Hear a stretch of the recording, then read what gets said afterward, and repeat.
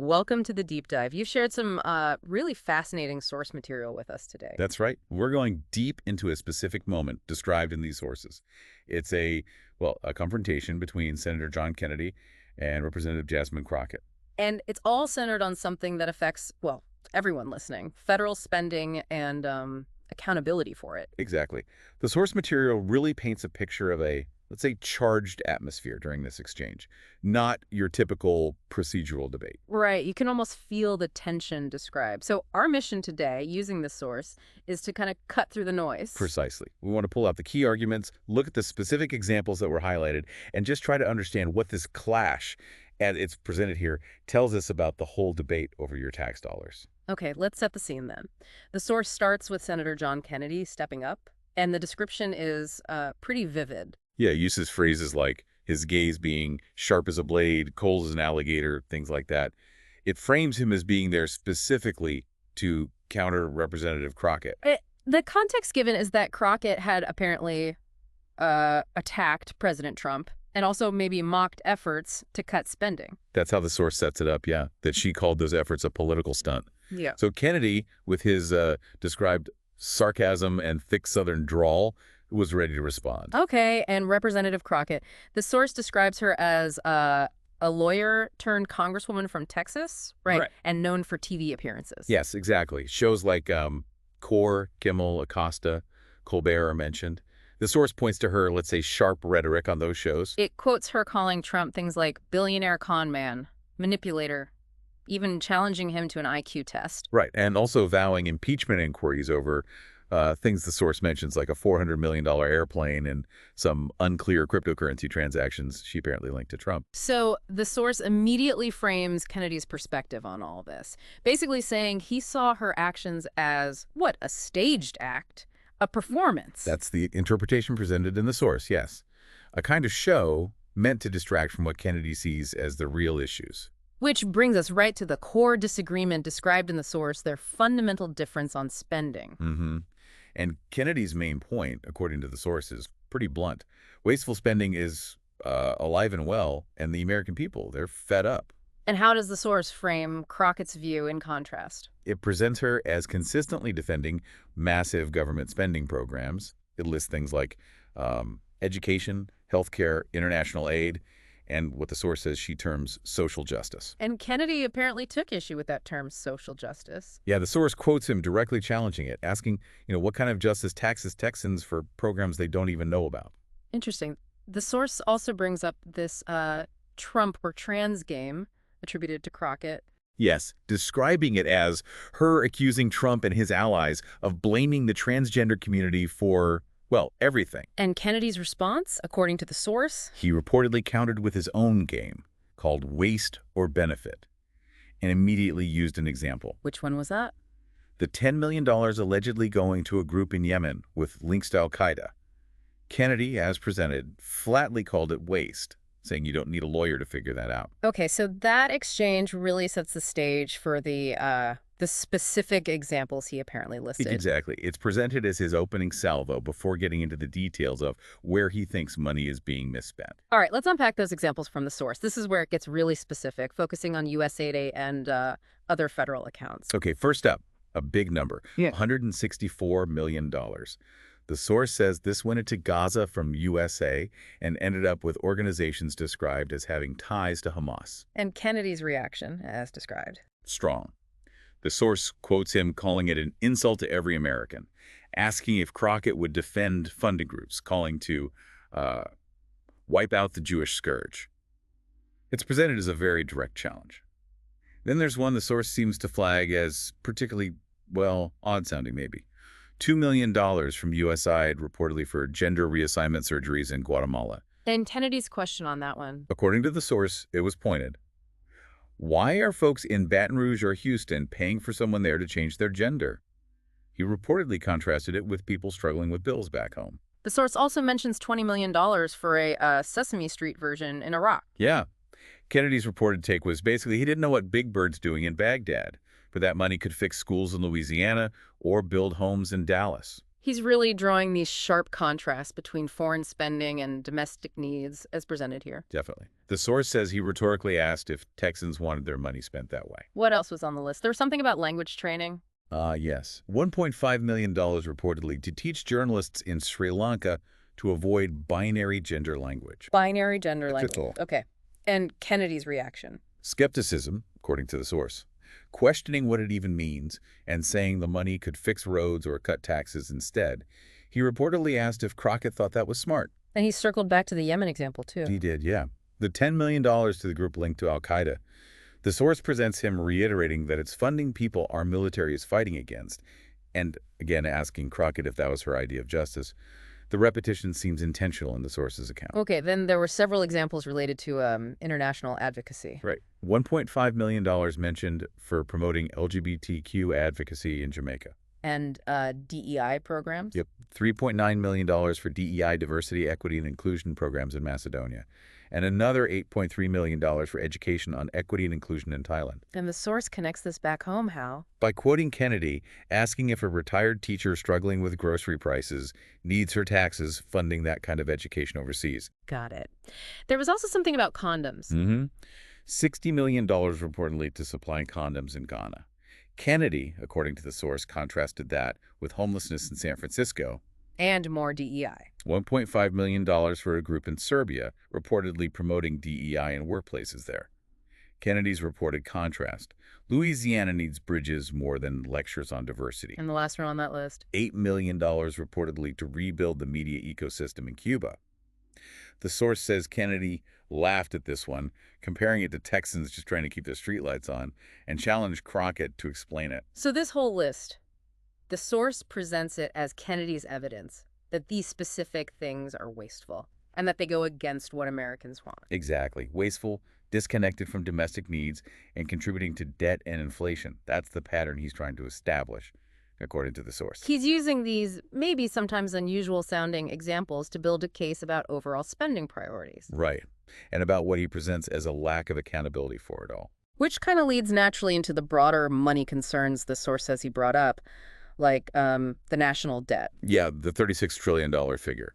He reportedly made that a major point. And he linked that debt to specific policies. He did, according to the source. Policies from the Obama and Biden administrations that he claimed Crockett supported, specifically mentioning the American Rescue Plan, adding $1.9 trillion, he reportedly said. And the Inflation Reduction Act. He apparently called that one a joke, claiming it added another trillion without actually reducing inflation. The source presents his framing clearly. This isn't investing, it's robbing pockets, throwing money into a bottomless pit. He also mentioned inflation itself, right? Yes, the source says he cited a 20% inflation figure under Biden, linking it to these policies and, again, to the impact on ordinary people, like that retired teacher. Now, there was that other huge number the source mentions him dropping, the missing money. Ah, yeah, that was dramatic as presented. $4.7 trillion reportedly missing from federal accounts. He's quoted calling it the greatest theft in history. Wow, and he didn't just state the number. No, the source says he suggested it pointed to deep-seated corruption. And then he reportedly challenged Crockett directly on it. How so? Saying basically, if she wants to investigate Trump over a plane, maybe she should investigate where this money went first, shifting the focus, as presented, from policy to potential, corruption. The source also mentions him bringing up the wealth of some politicians. Obama, Pelosi, Biden were named. Yes, questioning how people on public servant salaries could get so wealthy. The implication presented in the source is that maybe the system Crockett defends is covering up ways taxpayer money enriches an elite. And he criticized the CHIPS Act, too, the $280 billion for tech. Called it a rigged game, according to the source. Billions for tech billionaires while small businesses struggle. So the source really shows Kennedy connecting all these things, specific spending examples, the debt, missing funds, even politician wealth, to paint this picture of a system he argues is broken. Exactly. Broken and not serving everyday Americans. That's the core message presented. And to make that point stick, the source says he used personal stories, not just numbers. Right. He put faces to the figures. The source describes him telling stories to illustrate the impact of these spending decisions he was criticizing. Who was the first one? Maria? Maria, yeah. Described as a single mother in Dallas, supposedly in Crockett's district, working 2 jobs, taxes shrinking her paycheck, and Kennedy, as presented, links her situation to money going to groups in Yemen instead of her local schools, connecting it back to that $164 million example. Then James the welder. James, a welder and veteran in Shreveport, pays his taxes, but Kennedy, in the source's telling, highlights his money going to Sesame Street in Iraq, $20 million, instead of textbooks for his kids, framed as a portrayal. Sarah, the retired teacher. In Baton Rouge, modest pensions struggling with inflation, but her taxes, as Kennedy reportedly framed it, are funding DEI in Serbia, $1.5 million, or equity education in Thailand, $8.3 million.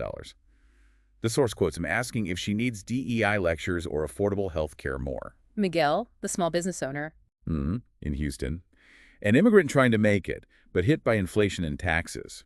And then he hears, as Kennedy tells it, about $4.7 trillion missing and money going to an al-Qaeda-linked group, $10 million. Kennedy reportedly asked if Crockett thinks about people like Miguel. And finally, Emma. Emma, a veteran in New Orleans. Neighborhood has crime, infrastructure issues. She feels betrayed, the source presents Kennedy saying, knowing $60 million went to condoms in Ghana instead of streetlights or police for her community. So these stories, as presented in the source, are Kennedy's way of saying, look, this isn't abstract. These spending decisions Crockett defends hurt real people. Precisely. It's presented as a tactic to make the numbers feel personal and argue that the system ignores the needs of ordinary citizens. Now, the source also spent some time on Kennedy's critique of Crockett's style, right? Especially her TV appearances. Yeah, he reportedly framed those appearances as stages for attacking Trump, not for serious policy talk. That's presented as a core part of his criticism. It mentions her calling Trump lost in his own mess, the IQ test challenge. Right. And the source describes Kennedy hitting back with, well, satire. Like what? Like asking why. If she's good at throwing stones at Trump, she isn't throwing them at the messy spending she's defending. That kind of thing. And twisting the IQ test challenge. Yeah, so suggesting she take a federal budget test instead. Yeah. And the source links this directly to that Sri Lanka language training example, $1.5 million, implying she should be able to explain these things. And her Trump or trans game got a counter, too. Kennedy's reported counter was waste or fraud, using that Yemen al-Qaeda example again, $10 million, and asking which category the public would put it in. The source even mentions him bringing up some Atlanta airport incident. Yeah, reportedly referencing it sarcastically. Suggesting if she was in such a hurry then, maybe she could use that speed to find the missing $4.7 trillion. So his overall point, as presented, is that she might look good on TV, but Americans are paying for that glamour through a system she supports. That's the gist of it.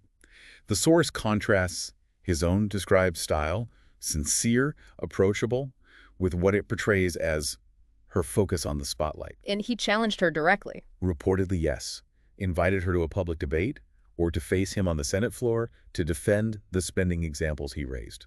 Okay, so all of this builds towards a conclusion in the source material, a kind of call to action from Kennedy. Exactly. Focusing heavily on transparency and accountability in how tax money is spent. He called for audits. Yes, urging Congress, and Crockett specifically, according to the source, to support auditing every single taxpayer dollar. Any specific targets mentioned? USAID, the Department of Education, with a colorful quote about expenditures stranger than a dancing alligator, the IRS, and even, maybe jokingly, Fort Knox, to check the gold. He also mentioned Elon Musk. Yeah, the source notes he praised Musk's audit efforts elsewhere, called him a torchbearer for truth, and suggested his team look into other agencies too. So, for Kennedy, as presented here, transparency isn't just nice to have, it's a fundamental duty.